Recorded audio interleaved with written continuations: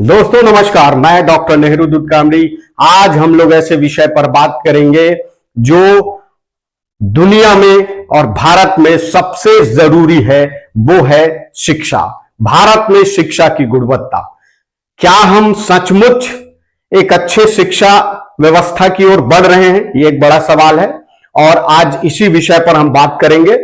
आज इस डिजिटल दुनिया में शिक्षा की कितनी आवश्यकता है और किस कद्र आज शिक्षा की बढ़ोतरी अलग अलग राज्यों में अलग अलग रूप में आप देख रहे हैं।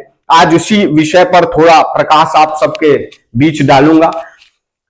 हर परिवार, हर छात्र और पूरे देश के भविष्य से जुड़ा है भारत में शिक्षा की गुणवत्ता। भारत दुनिया की सबसे बड़ी शिक्षा प्रणालियों में से एक है। करोड़ों बच्चे स्कूल और कॉलेज में पढ़ते हैं, लेकिन क्या केवल स्कूल जाना ही अच्छी शिक्षा की गारंटी है? सवाल आपके साथ आज भी जुड़ा हुआ है। क्या हमारे छात्र वास्तव में भविष्य की चुनौती के लिए तैयार हो रहे हैं? इन्हीं सवालों के जवाब हम इस वीडियो में जानेंगे और ये जानने का प्रयास करेंगे कि सचमुच शिक्षा कितनी जरूरी है। भारत में शिक्षा की व्यवस्था कि अभी जो वर्तमान स्थिति है वो कैसी है। भारत में शिक्षा का विस्तार पिछले कुछ दशकों में काफी तेजी से हुआ है। आज लगभग हर गांव में प्राथमिक विद्यालय, माध्यमिक विद्यालय और उच्च विद्यालय हैं। उच्च शिक्षा के संस्थानों की संख्या भी लगातार बढ़ रही है। डिजिटल शिक्षा, ऑनलाइन लर्निंग जैसे प्लेटफॉर्म शिक्षा को पहले से अधिक सुलभ, सरल बनाया है हम सबके लिए। लेकिन शिक्षा की गुणवत्ता की बात करें तो कई चुनौतियां आज भी है जिसे हम सब समाधान करना चाहिए। कई रिपोर्ट्स बताती हैं कि बड़ी संख्या में विद्यार्थी अपनी कक्षा के स्तर के अनुसार पढ़ने और गणित के मूल कौशल में पीछे हैं। मूल कौशल में पीछे हैं, जैसे कई बच्चे आज भी गणित के जो मूल सवाल है उससे पीछे जा रहे हैं। इसका मतलब यह है कि स्कूल में उपस्थिति बढ़ी है, लेकिन सीखने के परिणाम अभी भी चिंता के विषय बने हुए हैं। शिक्षा की गुणवत्ता को प्रभावित करने वाले कारण कौन कौन से, इसको समझना आपको बहुत जरूरी है।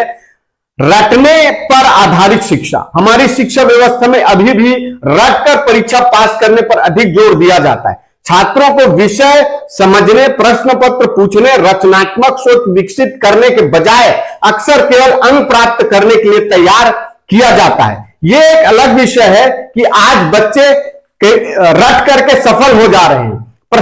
प्रशिक्षित शिक्षकों की भी कमी जो है देखी जा रही है। कई क्षेत्रों में शिक्षकों की कमी है या पर्याप्त प्रशिक्षण नहीं मिल पा रहा है, यह भी एक कारण है। एक अच्छा शिक्षक किसी भी शिक्षा प्रणाली की रीढ़ की हड्डी होती है। यदि शिक्षक को आधुनिक शिक्षण तकनीक का प्रशिक्षण न मिलेगा तो शिक्षा की गुणवत्ता प्रभावित होगी या उसमें कमी आएगी। ये आप सब जानते ही हैं।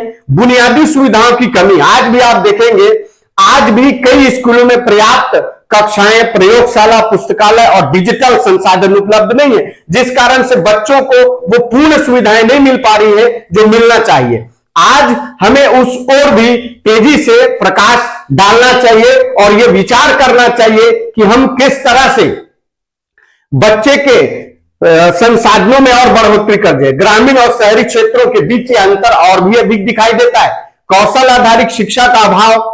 वर्तमान समय में केवल डिग्री ही नहीं बल्कि कौशल भी जरूरी है। संचार कौशल, समस्या समाधान, डिजिटल साक्षरता और व्यवहारिक ज्ञान जैसे क्षेत्रों में और अधिक ध्यान देने की आवश्यकता है और इसमें काम करने की भी आवश्यकता है। सकारात्मक बदलाव और नई पहलें।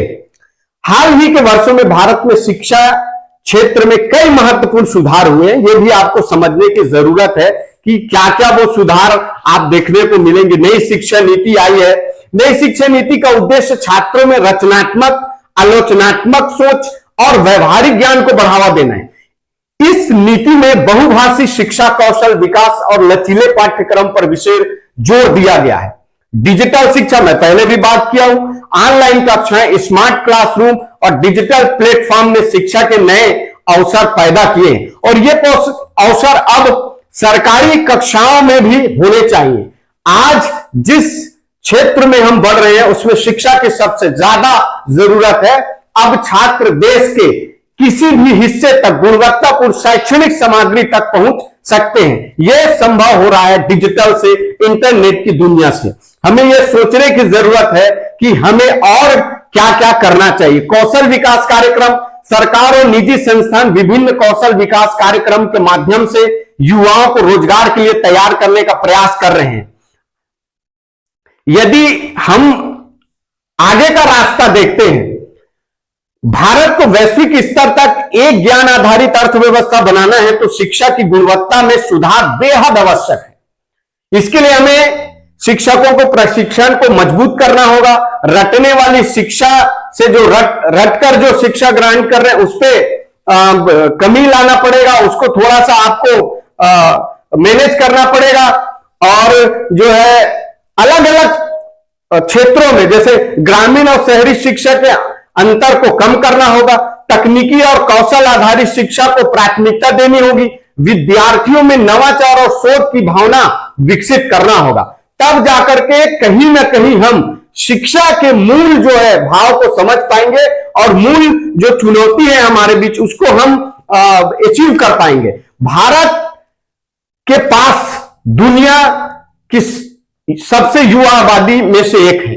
यदि हम अपने बच्चों और युवाओं को गुणवत्तापूर्ण शिक्षा प्रदान करते हैं या कर पाते हैं तो यही युवा भारत को आने वाले वर्षों में कई ऊंचाइयों तक यह शिक्षा ले जाएगी। यह भी एक बड़ा सवाल रहा है। शिक्षा केवल डिग्री प्राप्त करने का माध्यम नहीं है, बल्कि यह एक बेहतर समाज, मजबूत अर्थव्यवस्था और उज्जवल भविष्य की नींव है। इसीलिए भारत में शिक्षा की गुणवत्ता को सुधारने के लिए सबसे महत्वपूर्ण कदम क्या होना चाहिए, आप कमेंट बॉक्स में लिखिए। जय हिंद, जय भारत, जय छत्तीसगढ़।